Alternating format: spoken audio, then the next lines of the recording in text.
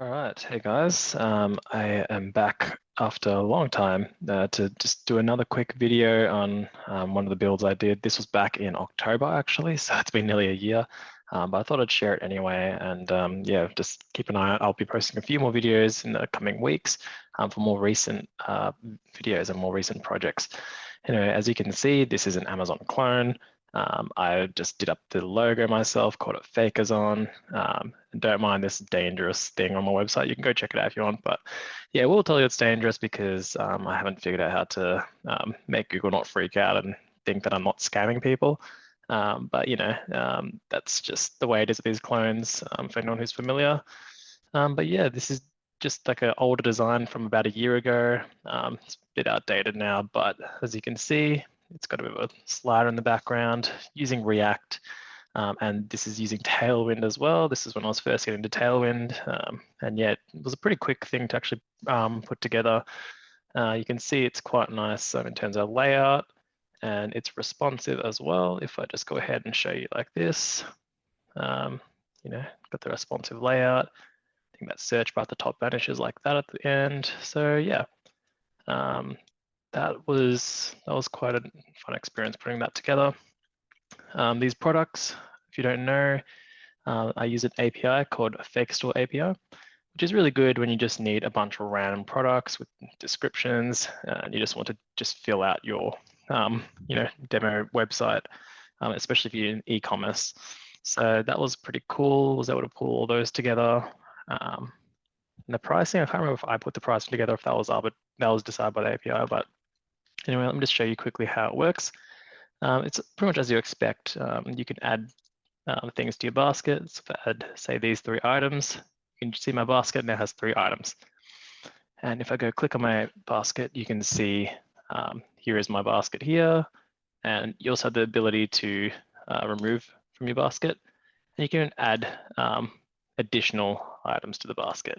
Probably could have worked on the AI a bit, and instead of putting out 3 different copies of the same item, I could have had a counter.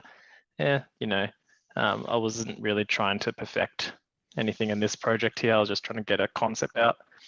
And then as you can see, if I try to sign in to checkout, it won't let me, as in I need to sign in to checkout. So of course it has authentication. So if I click on this, I can sign in with Google. Okay, cool. So the authentication worked. I'm signed in now. It comes with my name automatically as well. And now it will let me proceed to checkout. So if I hit that, you can see that Stripe checkout has loaded up. It's just in test mode, of course. It gives a nice you know, layout of all the things I've purchased. And I can go out and fill up all these details. So I'm gonna just quickly go ahead and do that. Test.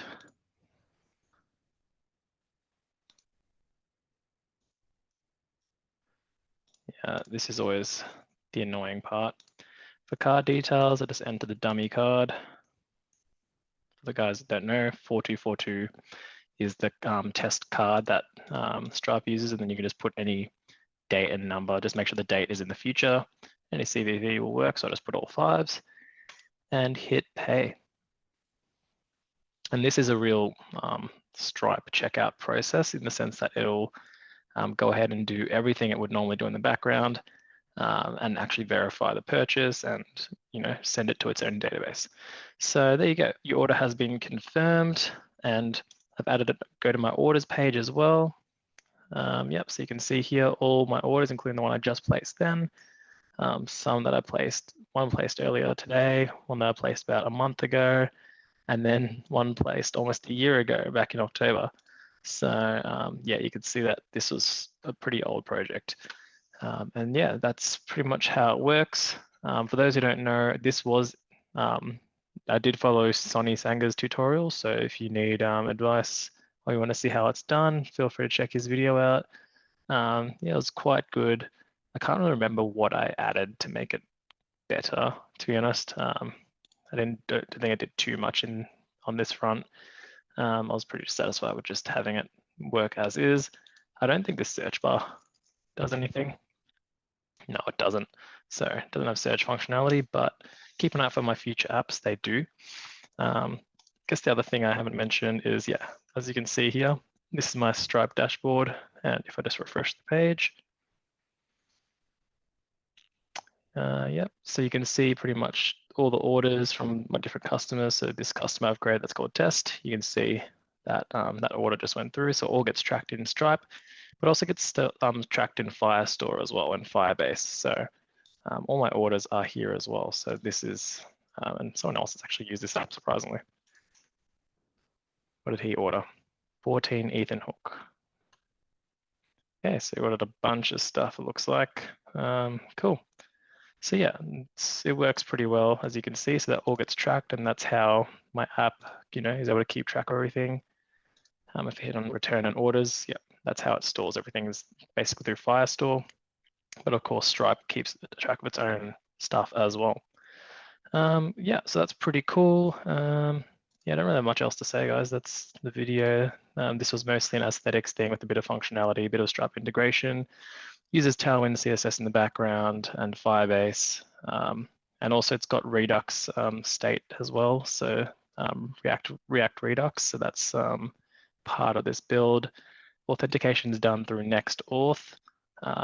So yeah, I hope you guys liked this video, liked this build. This website is free for you to access.